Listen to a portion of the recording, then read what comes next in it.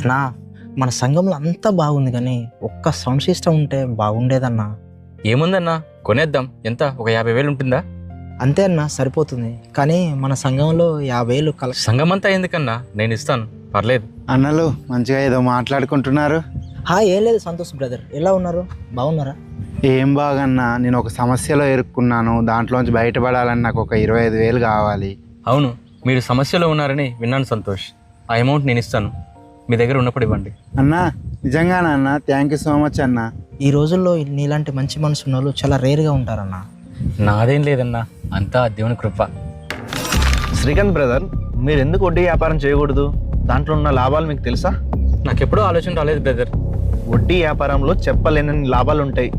డబ్బు లోకాన్ని శాసిస్తుంది. డబ్బు నీ మాటకు విలువను పెంచుతుంది.